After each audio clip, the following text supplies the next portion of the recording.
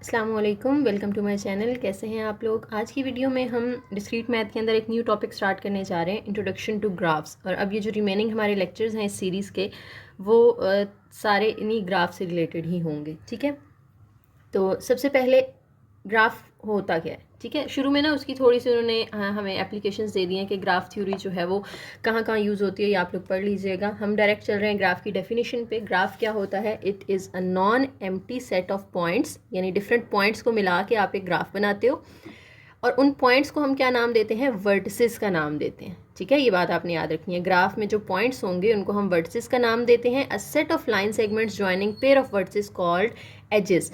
और जो लाइन उन वर्टिसेस को ज्वाइन कर रही होगी उसको हम एजेस कहते हैं। अच्छा, ये इसकी ना रेजोल्यूशन थोड़ी सी हाई करके देखिएगा, क्योंकि इसमें ग्राफ में ड्रॉ नहीं करी, बुक के ऊपर ही समझाऊंगी, तो वो हो सकता है आपको ठीक से नज़र ना आए। ठीक है, तो 720p पे या 480p पे करके देखें, फिर आपको इंशाल्लाह ठीक से नज़र आएगा। अच्छा, तो हमारे पास फॉर एग्जांपल ये दो पॉइंट्स हैं, एक को हम V1 का नाम दे देते हैं और एक और पॉइंट है जिसको हम लेट्स से V2 का नाम दे देते हैं। तो ये मैंने वर्टिसेस बनाए हैं, ये एक वर्टेक्स है और ये दूसरा वर्टेक्स है, और ये दो पॉइंट्स जो हैं इनको हम वर्टिसेस कहते हैं। ठीक है, वर्टिसेस, या आप इसको पॉइंट्स कह सकते हो या आप इसको नोड्स भी कह सकते हैं, लेकिन हम वर्टिसेस का वर्ड आगे पूरे लेक्चर के अंदर यूज़ करेंगे। ठीक है, तो जहाँ भी वर्टिसेस आए वहाँ से आपने समझ जाना है कि पॉइंट्स की बात हो रही है। और इन दो पॉइंट्स को जो लाइन मिलाएगी ना, ये एक लाइन है जो इन दोनों को मिला रही है, इस लाइन को हम कहते हैं एज, EDGE एज। ठीक है, और एज को हम E के साथ रिप्रेजेंट कर रहे हैं, वर्टिसेस को हम V के साथ रिप्रेजेंट कर रहे हैं। ठीक है, तो एक हमारे पास दो सेट बनेंगे, एक वर्टिसेस का सेट होगा, वर्टिसेस ऑफ द ग्राफ, उसके अंदर हम सारे वर्टिसेस लिखते हैं, और इसी तरह से एक एजेस ऑफ द ग्राफ का सेट होता है हमारे पास जिसमें हम सारे एजेस लिखते हैं। ठीक है, फॉर एग्जांपल ये यहाँ पे एक ग्राफ आपको दिया गया है, कहते हैं कि इसका ये दोनों सेट लिखें, वर्टिसेस भी लिखें और एजेस भी लिखें। तो V ऑफ G जब हम लिखेंगे ना, तो हम देखेंगे इसके अंदर कौन कौन से वर्टिसेस हैं, कौन कौन से पॉइंट्स हैं। तो देखें, V1 है, V2 है, V3 है, V4 है, और एक ये साइड पे आपको नज़र आ रहा है V5। तो ये इसके वर्टिसेस के सेट में ये हमने सारे लिख देने, V4 एंड V5। ठीक है, उसके बाद हमने एजेस का जब सेट लिखना है E ऑफ G, तो वो कैसे लिखना है? एजेस यानी इसमें जो जो लाइंस हैं, देखें देखें ये E1 है। ठीक है, फिर आप देखें ये E2 भी है, इसके अंदर E3 है, ये E4 लाइन नज़र आ रही है आपको, ये लाइन E5 नज़र आ रही है। तो ये हमने एजेस लिख देने हैं, E1, E2, E3, E4 and E5। ठीक है जी, समझ आ गई कि कैसे लिखते हैं। अब कुछ यहाँ पे इम्पॉर्टेंट लाइंस हैं, इम्पॉर्टेंट टर्मिनोलॉजीज़ हैं या टर्म्स हैं जिनका आपको पता होना चाहिए। आगे हम बार बार उनको यूज़ करेंगे तो आपको फिर डेफिनेशन पहले से पता होगी, तो समझ आएगा ना कि किस चीज़ की बात हो रही है। ठीक है, तो वही ग्राफ है ऊपर वाला, उसी को देखते हुए हम इनको डिफाइन करेंगे। कहते हैं एच कनेक्ट्स ईदर वन और two vertices called its end points. जैसे मैंने ऊपर दो वर्टिसेस ज्वाइन किए थे ना, V1 और V2, तो इनको मिलाने वाली जो लाइन है वो क्या थी? एज। ठीक है, तो याद रखें कि जो एज जिन दो वर्टिसेस को मिला रही होती है ना, हम कहते हैं कि ये दोनों वर्टिसेस इस एज के एंड पॉइंट्स हैं। समझ आ रही है बात की? V1 and V2 are the end points of this edge E1। ठीक है, तो एंड पॉइंट समझ में आ गया क्या होता है। उसके बाद कहते हैं लूप। लूप किसे कहते हैं कि आपका फॉर एग्जाम्पल एज एक पॉइंट से स्टार्ट होता है और उसी पॉइंट पे वापस आ जाता है, तो इसे हम कहते हैं लूप, कि जिसका एंड पॉइंट और स्टार्टिंग पॉइंट दोनों सेम हो। यानी V1 से ही वो स्टार्ट हो रहा है एज, इसको लेट से E2 का नाम दे दें। ठीक है, V1 से ही वो स्टार्ट हो रही है और V2 पे ही आके वो ख़त्म हो रहा है, तो इसका मतलब है कि ये लूप कहलाएगा। ठीक है, तो इसको हम लूप कहते हैं। यानी इसमें क्या होता है? An edge connects to itself. उसके बाद कहते हैं थर्ड जो हमारे पास यहाँ पे आ रहा है वो है एडजेसेंट। एडजेसेंट का मतलब भी क्या होता है? जैसे हमने ऊपर एंड पॉइंट्स की बात की है ना कि V1 और V2 are the end points of E1, तो हम V1 और V2 को कहेंगे ये दोनों आपस में एडजेसेंट हैं, क्योंकि ये एक ही एज के दो पॉइंट्स हैं। ठीक है, लेट से हमारे पास एक और यहाँ पे V3 एज आ वर्टेक्स आ जाता है और उस पर मैं एक एज बना रही हूँ E2। ठीक है, तो अब V1 और V3 एडजेसेंट नहीं है क्योंकि इनको कोई एक एज आपस में नहीं मिला रहा, लेकिन V1 और V2 को एक एज मिला रहा है, तो इसका मतलब है दीज आर एडजेसेंट वर्टिसेस। ठीक है, इसी तरह से V2 और V3 आपस में एडजेसेंट हैं क्योंकि ये दोनों एक ही एज के दो एंड पॉइंट्स हैं। समझ आ गई बात की? तो एडजेसेंट की भी समझ आ गई आपको। उसके बाद इंसिडेंट एज किसे कहते हैं? An edge is said to be incident on each of its end points, यानी हम वो फॉर एग्जांपल आपसे पूछते हैं E1 कहाँ पे इंसिडेंट है, तो E1 is incident on V1 and V2, यानी उसी के एंड पॉइंट्स को। तो ये थोड़ा बहुत बस मिलती जुलती टर्म्स हैं, इनको आपने याद रखना है, ठीक है। रीडिंग कर लीजिएगा एक दफ़ा, उसके बाद आपको समझ आ जाएगी। अच्छा, एडजेसेंट में एक पॉइंट रह गया, vertex that an end point of a loop is said to be adjacent to itself. यानी देखें लूप में क्या हो रहा है, स्टार्ट भी उसी से हो रहा है और एंड भी उसी पे हो रहा है ना, ठीक है। तो ये जो V1 है it is adjacent to itself, कि उस एज के दोनों एंड पॉइंट्स पे यही पॉइंट लाई कर रहा है ना, तो इसलिए हम कहेंगे V1 is adjacent to itself. उसके बाद फिफ्थ पॉइंट है, कहते हैं vertex on which no edge are incident are called isolated. For example जैसे मैंने यहाँ पे एक V1 ड्रॉ कर लिया, लेट्स से एक ये V2 ड्रॉ कर लिया, ठीक है, और एक जो है वो हम V3 ड्रॉ कर लेते हैं। V1 से V2 तक एक एज जा रहा है और ये हमारा ग्राफ लेट से इतना ही दिया हुआ है। तो अब देखें V3 पे कोई भी एज नहीं आ रहा ना V1 से आ रहा है ना V2 से आ रहा है, यानी V3 अकेला है, इस पर कोई एज आके नहीं मिल रहा। इसका मतलब है V3 इज आइसोलेटेड, ठीक है। तो आइसोलेटेड एज कौन सा होता है, जिसके आइसोलेटेड वर्टेक्स कौन सा होता है, जिसके ऊपर कोई एज नहीं ड्रॉ करते हम, ठीक है, उसके ऊपर कोई एज कनेक्टेड नहीं होता, कोई एज इंसिडेंट नहीं होता। उसके बाद आ जाता है जी पैरेलल एजेस क्या होते हैं। पैरेलल का मतलब ये है कि फॉर एग्जांपल मैंने E1 जो है वो V1 से V2 तक ड्रॉ किया है और V2 से V1 की तरफ दोबारा एक और एज ड्रॉ कर देती हूँ मैं, ठीक है। तो ये अब E2 का नाम दे दें। अब E1 और E2 जो हैं वो आपस में दोनों क्या हैं, पैरेलल है, ठीक है। तो पैरेलल का मतलब क्या है कि दो एज जो है वो दोनों उनका स्टार्टिंग और एंड पॉइंट क्या हो, सेम हो, उसे हम सेम एंड पॉइंट्स हो। E1 के भी एंड पॉइंट्स V1 V2 हैं, E2 के भी एंड पॉइंट्स V1 और V2 हैं। तो इसका मतलब है E1 and E2 are parallel to each other, क्योंकि दोनों के एंड पॉइंट्स सेम है। उसके बाद एग्जांपल आ जाती है हमारे पास, कहते हैं define the following graph by specifying its vertex set. Vertex set यानी आपने V ऑफ G लिखना है, उसके बाद एज सेट लिखना है यानी E ऑफ G लिखना है। उसके बाद कहते हैं कि एक टेबल भी बनाना है जिसमें end point edge end point function होगा। वो टेबल कैसे बनाते हैं उसकी तरफ बाद में चलते हैं, पहले हम इसके ये दोनों सेट लिख लेते हैं। तो ये ग्राफ आपको दिया हुआ है, देखिए इसमें कितने वर्टिसेस नजर आ रहे हैं आपको, V1 V2 V3 और V4, 4 वर्टेक्स हैं, वो आपने लिख लेने हैं V1 V2 V3 और V4। उसके बाद कहते हैं कि एजेस का भी सेट लिखें, तो E1 E2 E3, 3 ही एजेस हमें इसके अंदर नजर आ रहे हैं, E1 E2 E3, ठीक है। उसके बाद टेबल बनाना है। टेबल कैसे बनाते हैं, हम जो है 2 कॉलम्स इसके अंदर ड्रॉ करेंगे।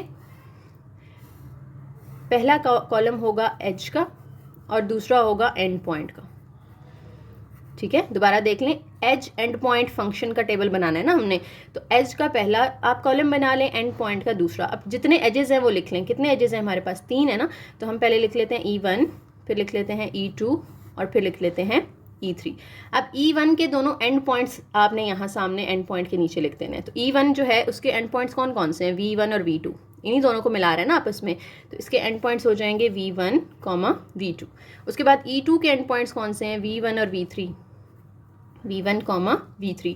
और E3 के एंड पॉइंट्स कौन से हैं, E3 का देखें स्टार्टिंग भी वही है और एंड भी वो वहीं पे हो रहा है, यानी एक लूप है, तो बस इसका एंड पॉइंट कौन सा है, V3 है। और इनको आपने ना इस तरह से करली ब्रैकेट के अंदर एनक्लोज्ड कर देना है, ठीक है। तो ये आपका टेबल भी बन गया। अब अगर आपसे मैं यहाँ पे एक बात पूछूं कि आइसोलेटेड वर्टेक्स है कोई इसके अंदर, तो हाँ जी है, V4, क्योंकि उस पर कोई भी एज आके इंसिडेंट नहीं हो रहा, तो V4 इज आइसोलेटेड। उसके बाद नेक्स्ट एग्जाम्पल है, कहते हैं ग्राफ दिया हुआ है, find all edges that are incident on V1।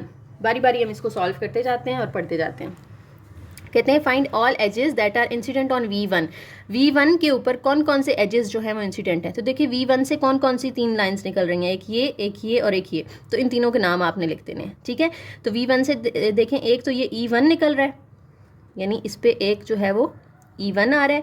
उसके बाद इससे जो लाइन निकल रही है वो कौन सी है, E2 की है, तो E2 आ जाएगा।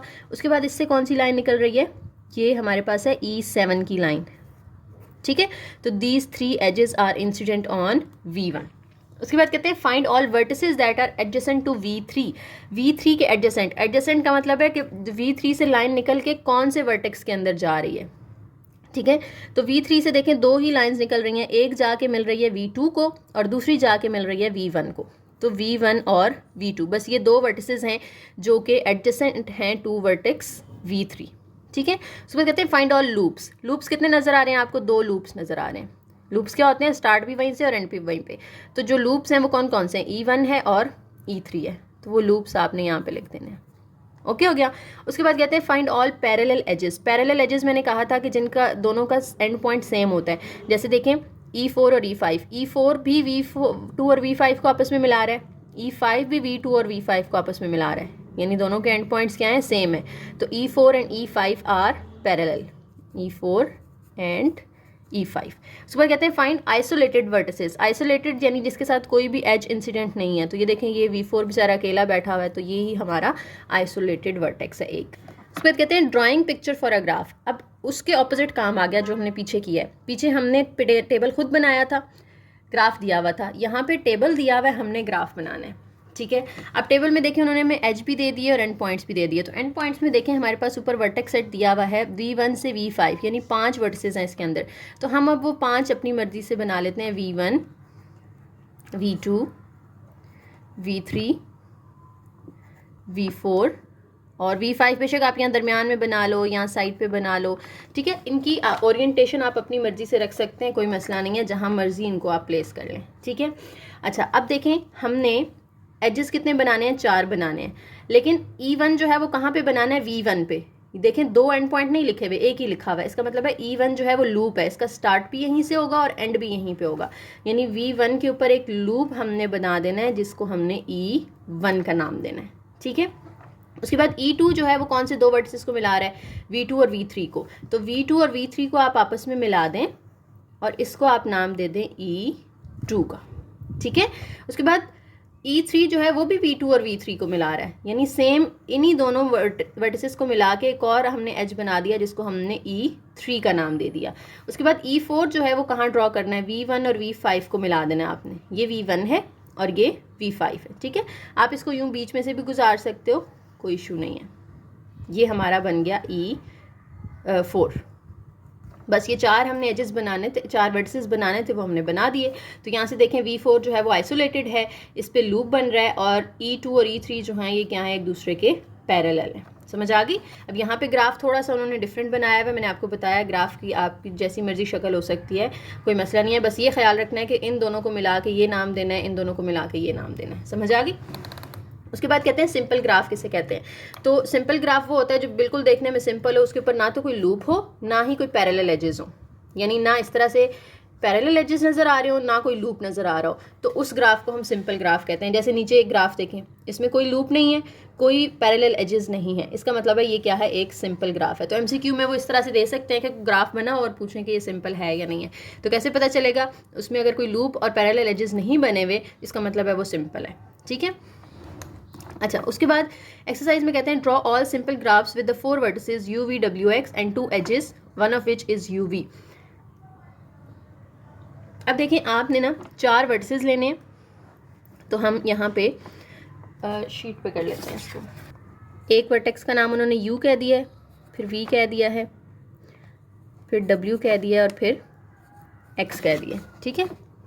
UV WX, ये 4 हमने वर्टिसेस ले लिए और एजेस सिर्फ 2 बनाने हैं, और उनमें से एक जो है ना वो UV हो लाजमी। तो एजेस कौन कौन से बन सकते हैं इसके, या तो हम U और V को आपस में मिला के एज बना सकते हैं, ठीक है, या हम U को W के साथ मिला के एक एज बना सकते हैं, या हम U को X के साथ मिला के एक एज बना सकते हैं। U के तीनों के साथ कॉम्बिनेशन कर लिए हमने, अब V के करने हैं, ठीक है। यानी V को आप या तो U के साथ मिलाओगे, वो आप पहले कर चुके हो V और U का, इसलिए हम दोबारा नहीं करेंगे क्योंकि ये सिंपल ग्राफ है ना, तो सिंपल में हमने पैरेलल एजेस ड्रॉ नहीं करने।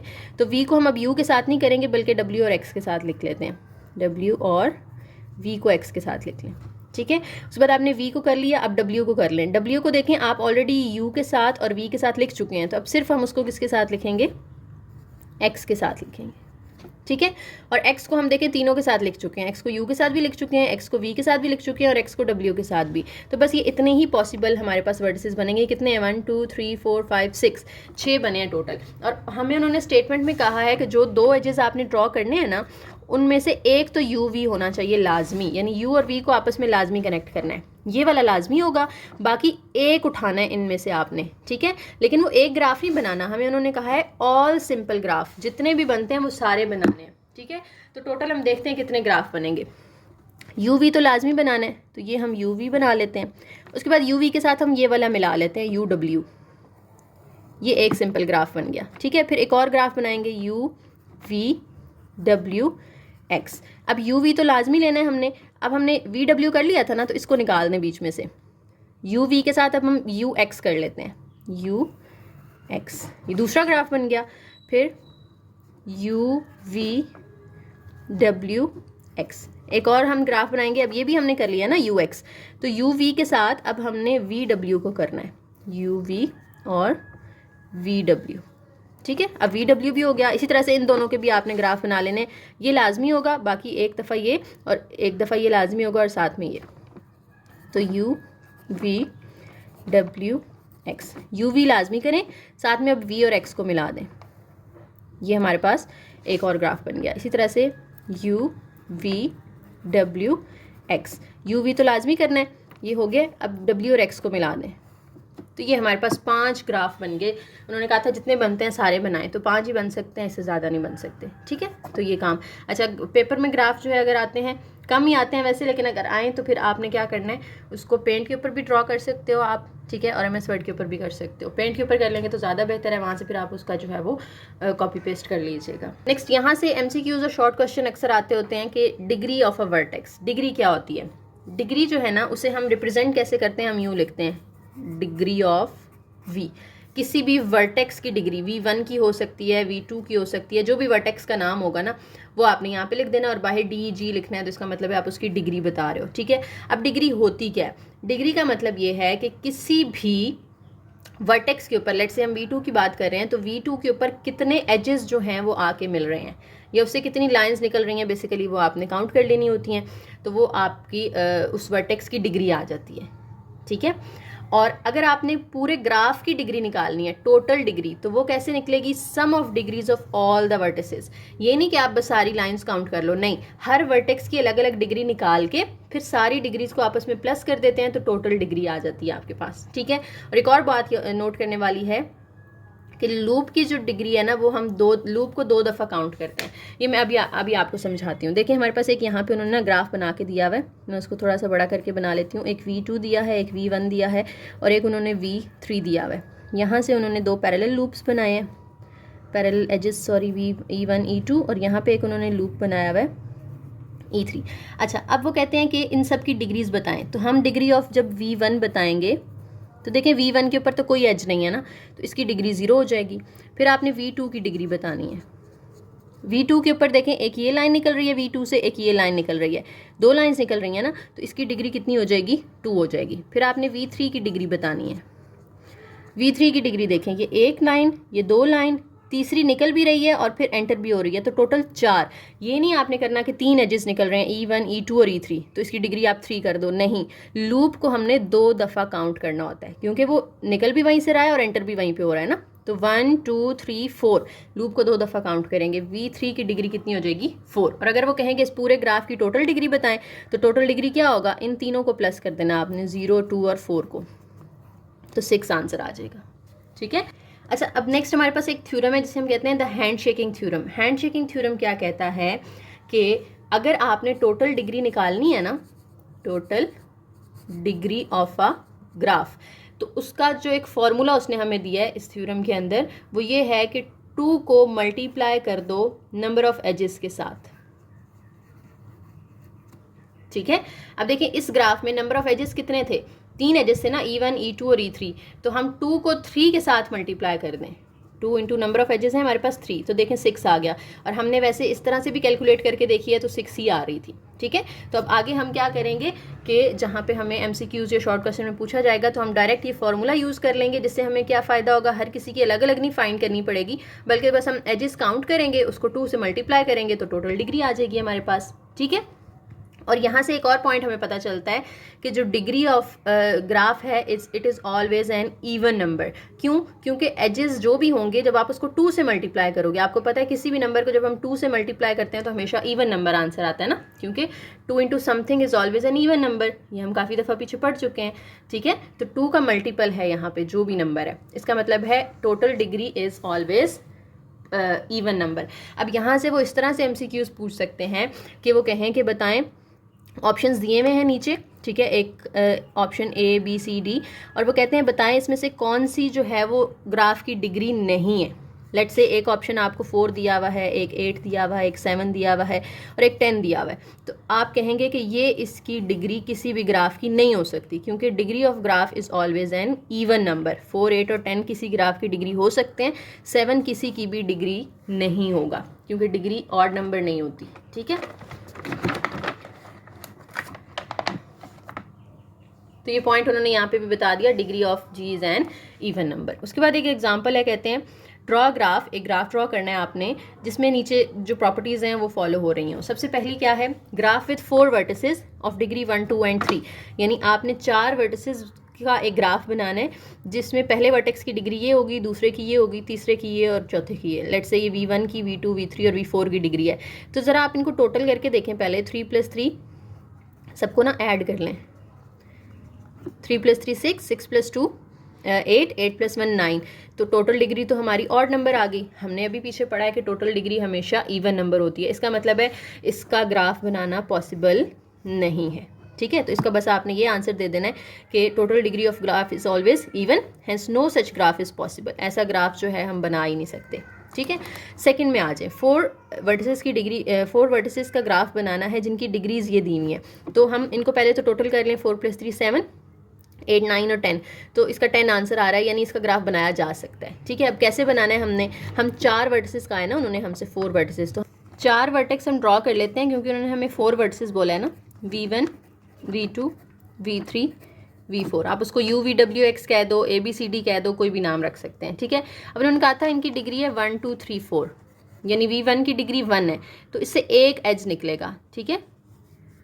V2 की डिग्री 2 है, तो इससे देखें अब ये हम अगर इधर मिला दें तो देखें इसकी 2 डिग्री हो गई ना, क्योंकि 2 एजेस निकल रहे हैं, V1 से एक एज निकल रहा है। अब V3 की डिग्री जो है वो 3 है, इससे 3 निकलेंगे, ठीक है। एक तो हम इधर ड्रॉ कर देते हैं और दूसरा हम इधर नहीं कर सकते दोबारा, क्यों, क्योंकि फिर V2 की भी 3 हो जाएगी ना, 1, 2, 3 हम V2 की सेट कर चुके हैं ऑलरेडी, तो इधर हमने वापस नहीं जाना, हम इधर एक और जो है वो पैरेलल एज बना लेंगे, ठीक है। अब V3 की देखें 3 हो गई क्या ना, एक लाइन उधर जा रही है, एक इधर और एक इधर, तो 3 इसकी भी पूरी हो गई। V4 की हमें 4 चाहिए डिग्री, इसकी अभी कितनी है, 2 है, 1, 2, अगर मैं इसको इधर मिलाती हूँ उसकी 3 तो हो जाएगी, लेकिन फिर V1 की 2 हो जाएगी, क्योंकि इससे 2 लाइंस निकल रही होंगी, हमें तो V1 की 1 चाहिए, तो इसको हमने नहीं छेड़ना। तो हम क्या करते हैं, इसके ऊपर ही एक लूप बना देते हैं, जिससे क्या होगा, अब देखें 1, 2, 3, 4, लूप को आपको पता है ना, हम 2 दफ़ा काउंट करते हैं, तो 1, 2, 3, 4, इसकी 4 हो गई, इसकी 3 हो गई, इसकी 2 और इसकी 1 हो गई, तो ये हमारा ग्राफ बन गया। अब मैंने इस तरह का ग्राफ बनाया है, आप इन्हीं को माइंड में रखते हुए किसी और शक्ल का ग्राफ भी बना सकते हो, ज़रूरी नहीं है। अब इस तरह से भी बन सकता है कि हम 2 लूप्स बना लें और पैरेलल एज ना बनाएं, ठीक है। तो ये डिफरेंट टाइप के ग्राफ हो सकते हैं, ज़रूरी नहीं है कि सबका सेम हो, आपको जिस तरह समझ में आए आप उस तरह बना सकते हो, ठीक है। अब थर्ड पार्ट जो है इसका, उसमें कहते हैं simple graph with 4 vertices of degree 1, 2, 3, 4। तो सिंपल ग्राफ तो नहीं बन सकता ना इसका, 1, 2, 3, 4 का हमने ऊपर अभी बना के देखा है इसके अंदर, सेकेंड के अंदर, उसमें हमें पैरेलल एज भी बनाना पड़ रहा है, उसमें हमें लूप भी बनाना पड़ रहा है। तो सिंपल ग्राफ के अंदर तो हम लूप और पैरेलल एजेस नहीं बना सकते, तो इसका मतलब है कि इसका ग्राफ बनाना भी पॉसिबल नहीं है, ठीक है, क्योंकि without loops and without parallel edges it is not possible. Next exercise है, suppose a graph has vertices of degrees 1, 1, 4, 4, 6, how many edges does the graph has. हमने पीछे भी फॉर्मूला पढ़ा है ना कि टोटल डिग्री जो है, टोटल डिग्री किसके इक्वल है, 2 इंटू नंबर ऑफ एजेस, ठीक है। पीछे में अभी हमने वो जो थ्योरम पढ़ा है, हैंडशेकिंग थ्योरम, उसके अंदर हमने पढ़ा है कि total degree is equal to 2 into number of edges. अब हमें टोटल डिग्री यहाँ से पता चल जाएगी, टोटल डिग्री इन सबको ऐड करके आएगी ना, 6 + 4 10, 10 + 4 14, 15, 16, तो टोटल डिग्री आ गई 16। 2 इंटू नंबर ऑफ एजेस हमने फाइंड करने हैं, हाउ मैनी एजेस पूछा है उन्होंने, तो नंबर ऑफ एजेस हमने फाइंड करने हैं। 2 यहाँ मल्टीप्लाई हो रहा है, इधर आके डिवाइड होगा, तो टोटल नंबर ऑफ एजेस कितने आ गए, 8 आ गए। तो इस तरह के भी शॉर्ट क्वेश्चन और MCQs आ सकते हैं। नेक्स्ट कहते हैं, in a group of 15 people is it possible for each person to have exactly 3 friends, कि 15 लोगों का ग्रुप है, क्या हर बंदे के 3-3 फ्रेंड्स हो सकते हैं। तो इसको अगर हम ग्राफिकल वे में देखें ना, तो इसका मतलब ये है कि 15 वर्टिसेस हैं, ठीक है, और हर वर्टेक्स में से 3-3 एजेस निकल रहे हैं, ठीक है, इसको हम इस तरह से भी कर सकते हैं ना कि 15 वर्टिसेस हैं और उनमें से 3 एजेस निकल रहे हैं, यानी हर वर्टेक्स की डिग्री क्या होगी, 3 होगी, यानी 3 + 3 + 3 उसको 15 दफ़ा प्लस कर लो या 15 को 3 से मल्टीप्लाई कर लो, बात तो एक ही है। तो इसका आंसर आ जाएगा 45। तो 45 तो ऑड नंबर आ गया ना, तो total degree is always a even number, तो इसलिए इसका ग्राफ जो है वो पॉसिबल नहीं है। तो इस 15 लोगों के ग्रुप में ऐसा पॉसिबल नहीं है कि हर बंदे के 3 फ्रेंड्स हों। नेक्स्ट आ जाता है कंप्लीट ग्राफ किसे कहते हैं। Complete graph on n vertices is a simple graph. Simple का मतलब है कि इस पे लूप्स नहीं होंगे और इसमें पैरेलल एजेस नहीं होंगे, ठीक है। In which each vertex is connected to every other vertex and is denoted by kn, यानी हर वर्टेक्स दूसरे के साथ लाजमी कनेक्ट होगा, ठीक है। जैसे नीचे डिफरेंट एग्जांपल्स दे दिए, इसमें देखिए एक ही वर्टेक्स है और कोई वर्टेक्स है ही नहीं, इसलिए यहाँ पे कनेक्शन भी नहीं है, ठीक है। इस तरह से यहाँ पे 2 वर्टेक्स हैं तो हमने V1 को V2 से मिला दिया। देखें V1 जो है वो भी दूसरे से मिला हुआ है और V2 जो है वो भी दूसरे से मिला हुआ है। 2 वर्टिसेस हैं तो इसको K2 से रिप्रेजेंट कर दें, एक वर्टेक्स है तो उसको K1 से रिप्रेजेंट कर दिया, ठीक है। ये कंप्लीट ग्राफ को हम K से रिप्रेजेंट करते हैं, जितने वर्टिसेस हों उतना फिर साथ में हम उसके नीचे लिख देते होते हैं। इसी तरह से देखें जैसे ये ट्राइंगल बनी हुई है, इसमें 3 वर्टिसेस हैं V1 V2 V3। तो V1 को देखें ये बाकी दोनों के साथ कनेक्ट हुआ हुआ है, इसके साथ भी और इसके साथ भी। V2 को देखें ये भी दोनों के साथ कनेक्ट हुआ हुआ है और V3 जो है ये भी दोनों के साथ कनेक्ट हुआ हुआ है। तो ये भी एक कंप्लीट ग्राफ है जिसको हम K3 का नाम देंगे। समझ आ गई? तो कंप्लीट ग्राफ क्या है कि एक वर्टेक्स बाकी सारे वर्टिसेस के साथ कनेक्ट हो। जैसे नीचे हमारे पास बनी हुई है रेक्टेंगल, उसमें हमारे पास 4 वर्टेक्स हैं V1 V2 V3 और V4, ठीक है। अब देखो अभी तक ये कंप्लीट ग्राफ नहीं है क्योंकि V1 को हमने सब के साथ ज्वाइन करना है ना, तो V2 और V4 के साथ वो तो ज्वाइन हुआ है, V3 के साथ नहीं हुआ, तो यहाँ से हमें उसको V3 के साथ भी ज्वाइन करना पड़ेगा। तो V1 सबके साथ हो गया कंबाइन। अब V2 देखें सबके साथ कनेक्टेड है, V2 V1 के साथ भी है, V3 के साथ भी है, लेकिन V4 के साथ नहीं है, तो हमें इसको इधर भी कनेक्ट करना पड़ेगा। V3 को देख लें, V2 V4 V1 तीनों के साथ कनेक्ट हो गया, V4 भी बाकी तीनों के साथ कनेक्ट हो गया। अब ये एक कंप्लीट ग्राफ बन चुका है, ठीक है।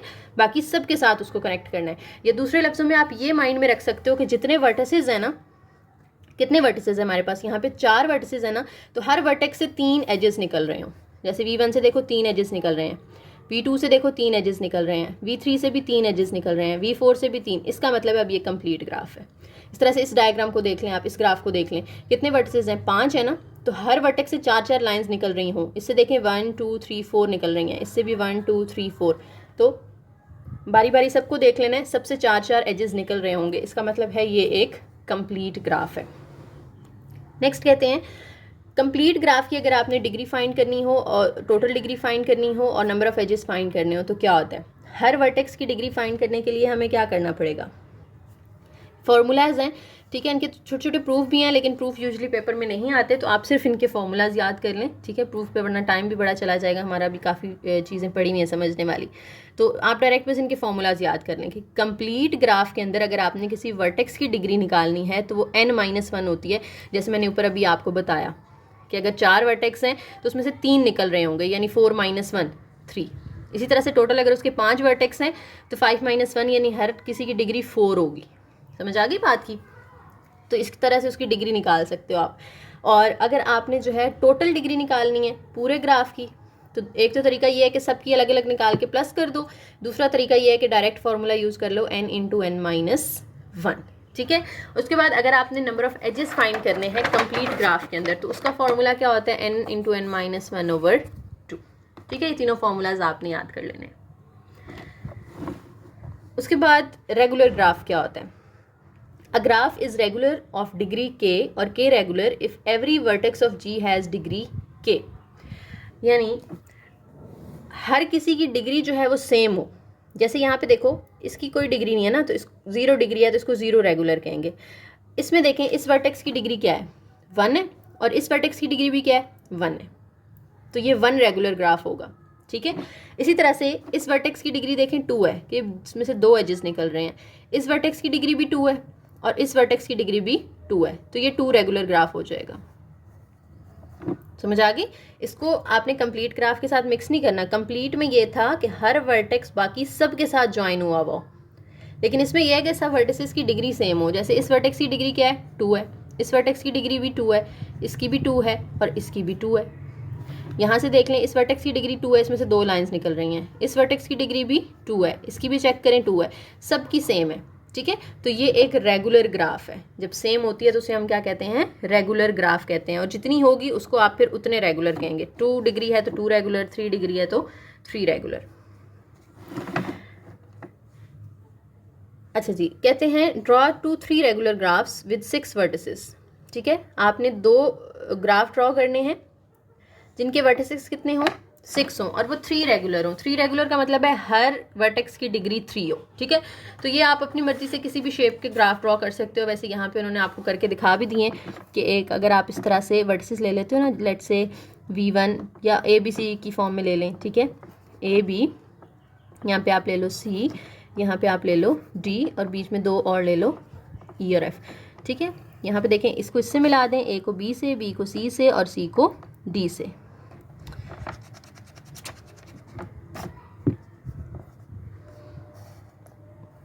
ठीक है, अभी देखिए हमने तो 3 रेगुलर बनाना है ना। अगर हम ये 2 पॉइंट्स लेट से पहले नहीं ड्रॉ कर रहे, सिर्फ एक रेक्टेंगल बना रहे हैं, तो इसमें इसकी डिग्री 2 है, इसकी 2 है, रेगुलर तो ये है लेकिन ये 2 रेगुलर है, तो हमें 3 रेगुलर बनाना है। तो एक और हम यहाँ से करेंगे, ठीक है। तो इसकी देखें 1 2 3 हो गई, यहाँ से करेंगे तो ये भी 1 2 3 हो गई, इसको इधर मिला दें तो ये भी 1 2 3 डिग्री हो गई, इसको मिला दें तो ये भी 1 2 3 हो गई, इनको आपस में मिला दें तो E की भी देखें 3 है और F की भी देखें 3 है। उसके बाद कहते हैं बाईपार्टाइट ग्राफ क्या होता है। बाईपार्टाइट किसे कहते हैं, इसमें ये होता है कि आपने ना मतलब एक ग्राफ को 2 पोर्शंस के अंदर डिवाइड कर देना होता है, ठीक है। एक मतलब सबसेट्स के अंदर डिवाइड कर देना होता है। पोर्शंस का मतलब यही है ना, एक सबसेट को आप A का नाम देते हो, दूसरे सबसेट को आप B का नाम देते हो, और इसमें ये ख्याल करना होता है कि A का कोई भी वर्टेक्स जो है वो आपस में कनेक्टेड ना हो और B के वर्टिसेस आपस में कनेक्टेड ना हो। जैसे ये कॉन्सेप्ट इंपॉर्टेंट है, समझ लीजिएगा ध्यान से, ठीक है। मैं आपको ना 2-3 तरीके बताती हूँ इसको समझने के। जैसे ये ग्राफ है, देखिए अगर मैं इसको यहाँ से डिवाइड कर दूँ तो अब ये इसका ऊपर वाला सबसेट A बन गया और नीचे वाला B बन गया। तो देखें इसका हर वर्टेक्स A का B के वर्टेक्स के साथ मिल रहा है, V2 भी जो है वो सामने वाले के साथ जाके मिल रहा है, V3 भी सामने वाले के साथ जाके मिल रहा है, आपस में ये कनेक्टेड नहीं है। V1 V2 V3 का आपस में देखें कोई ताल्लुक नहीं है, V1 इसके साथ कनेक्ट नहीं है, ये इसके साथ कनेक्ट नहीं है। इसी तरह से B के हिस्से में जो 2 वर्टिसेस आ रहे हैं ये भी आपस में कनेक्टेड नहीं है। तो ये एक बाईपार्टाइट ग्राफ है। समझ आ गई बात की, ठीक है। या इसको आप इस तरह से भी लिख सकते हो, 2 सबसेट बना के ना, A में आपने जो 3 रखे हैं वो कौन से हैं, V1 V2 V3 है, और B में जो रखे हैं वो कौन से हैं, V4 और V5 है। तो अब देखो V1 जो है वो किसके साथ कनेक्ट हुआ हुआ है, V4 के साथ, और V2 किसके साथ कनेक्ट हुआ हुआ है, V5 के साथ, और V3 जो है वो V4 और V5 दोनों के साथ कनेक्ट हुआ हुआ है। तो हर इस हिस्से का जो वर्टेक्स है वो सामने वाले हिस्से के साथ कनेक्टेड है, आपस में इनका कोई कनेक्शन नहीं है। तो ये हमारा होता है बाईपार्टाइट ग्राफ। इस तरह से ये वाला ग्राफ जो है इसको हम यूं नहीं डिवाइड कर सकते, यूं डिवाइड करेंगे तो क्या होगा, देखो फिर ये वाला ऊपर वाला हिस्सा लेट से A कह दें और नीचे वाला B कह दें, तो A में V1 और V4 आ रहा है वो आपस में भी कनेक्टेड है, हालांकि बाईपार्टाइट में ऐसा नहीं होना चाहिए, ठीक है। तो हम इसको यहाँ से नहीं डिवाइड करें, फिर हम उसको इस तरह से डिवाइड कर लेते हैं यूं। अब ये A के अंदर V1 V2 V3 आ गए, B के अंदर V4 V5 V6 आ गए। देखें आपस में कनेक्टेड नहीं है लेकिन सामने वालों के साथ कनेक्टेड है। इस तरह से ये आपस में कनेक्टेड नहीं है लेकिन सामने वालों के साथ कनेक्टेड है। ये होता है बाईपार्टाइट ग्राफ, ठीक है। इसको एक और तरीका भी है समझने का, वो आगे चल के मैं आपको एग्जांपल में बताती हूँ। सबसे पहले तो उन्होंने बता दिया कि किस तरह से आपने देखना होता है कि बाईपार्टाइट ग्राफ है या नहीं है, तो वो मैंने आपको तरीका बता दिया, इसको आप रीड कर लीजिएगा। उसके बाद एक और तरीका क्या होता है पता है, जैसे देखो ये ग्राफ है, कहते हैं बताएं कि बाईपार्टाइट है कि नहीं है, ठीक है। तो इस ग्राफ के अंदर हम ना डिफरेंट वर्टिसेस रख लेते हैं। जैसे देखें ये अगर हम यहाँ से इसको डिवाइड कर दें तो क्या होगा, अब यहाँ से हमें डिवाइड करने से देखें ये इधर वाले वर्टेक्स और इधर वाले वर्टेक्स आपस में भी ज्वाइन है, यहाँ से करेंगे तो भी इधर वाले वर्टिसेस आपस में ज्वाइन है। तो फिर हम कैसे डिवाइड करें, तो हर ग्राफ को इस तरह से हम डिवाइड करके इजीली नहीं बता सकते जैसे हमने ऊपर बता दिया था। तो इसका एक और बेहतर तरीका ये होता है, अच्छा इसको ना मैं कलर्स के थ्रू आपको समझाती हूँ, फिर ज़रा अच्छे से समझ आएगी। पेंसिल कलर्स ही अवेलेबल हैं फ़िलहाल, उम्मीद आपको नज़र आ जाएगा इससे। अच्छा देखें आप एक वर्टेक्स को ना रेड कलर दें, अब इसके साथ जो जो कनेक्टेड है ना यानी इसके नेबर्स हैं उनको डिफरेंट कलर दें। लेट्स से मैं यहाँ पे ब्लू दे देती हूँ, ठीक है। अब जो ब्लू के नेबर्स हैं उसको आप और डिफरेंट कलर दें, ये भी ब्लू का नेबर है, इसको डिफरेंट कलर दें। तो क्या दो नेबर्स को सेम कलर मिला है यहाँ पे? देखें ये दोनों नेबर्स हैं, यानी ये एडजेसेंट हैं, ठीक है, तो इनको सेम कलर मिल गया, इसका मतलब है ये बाइपार्टाइट नहीं होगा। सिंपल सा रूल है इनको देखने का, ठीक है। आपने हर वर्टेक्स को पहले एक वर्टेक्स से शुरू करना है, उसको एक कलर देना है और उसके नेबर्स को डिफरेंट कलर देना है, फिर उसके नेबर्स को पहले वाला कलर दे देना है, और फिर एंड पे जब सबको कलर हो जाए तो देखें क्या किसी दो नेबर्स को सेम कलर मिला है। अगर मिला है तो वो बाइपार्टाइट नहीं है, अगर नहीं मिला तो वो बाइपार्टाइट है। अब इसको चेक कर लेते हैं, इसको देखें, लेट से यहाँ से शुरू कर लें, जहाँ से मर्जी कर सकते हैं आप। ये मैंने रेड किया, अब रेड के जो नेबर्स हैं ये और ये, इन दोनों को मैं ब्लू कर देती हूँ, ठीक है। अब ब्लू का जो नेबर है उसको क्या करेंगे, रेड करेंगे। यहाँ से जो ब्लू का नेबर है वो क्या हो गया, रेड हो गया। अब इस रेड का आगे एक नेबर है जिसको हम फिर ब्लू करेंगे, तो क्या दो नेबर्स को सेम कलर मिला है? नहीं मिला। यहाँ पे ये नेबर्स नहीं है, आप समझें कि इनको सेम मिल गया, ये नेबर्स नहीं है, दो नेबर्स को सेम कलर नहीं मिला, it means it is a bipartite graph. समझ आ गई? जैसे उन्होंने कहा था कि आपने ना ग्राफ को रीड्रॉ करना है। रीड्रॉ करने का मतलब है कि या तो एक तो आप उनके वर्सेस को नाम दे दें, ठीक है। कैसे नाम देना है? लेट से रेड वालों को हम ए कह देते हैं, A1 A2, और ब्लू वालों को कहते हैं B1 B2 B3। ये लेबल कर देंगे तो आपका काम हो जाएगा। दूसरा ये कि आपने ना इस तरह से सबसेट्स बना देने हैं, ठीक है। एक साइड पे आप ये रेड वाले रख दें A1 A2, एक साइड पे आप जो है वो ब्लू वाले रख दें B1 B2 B3, B1 B2 B3। अब आप देखेंगे A1 को आपने ज्वाइन करवा देना। A1 किस किस के साथ ज्वाइन हो रहा है? B2 के साथ और B1 के साथ ना, तो ये B2 और B1 के साथ ज्वाइन करवा दें। फिर A2 जो है वो किस किस के साथ ज्वाइन हो रहा है? B1 के साथ भी, B2 के साथ भी और B3 के साथ भी, B1 के साथ भी, 2 के साथ भी और 3 के साथ भी। तो यहाँ से भी इसकी नेचर जो है वो एविडेंट हो जाएगी कि देखें ये आपस में और ये आपस में कनेक्टेड नहीं है। तो इस तरह से आप पेपर में भी कर सकते हो। ग्राफ बना लेना शीट पे, उसमें फिर कलर्स करके या उनको ABC नाम दे के ना उस तरह से चेक कर लेना है आपने, तो फिर उसको आप इस तरह से टाइप कर दीजिएगा और लेबल कर दीजिएगा, ठीक है।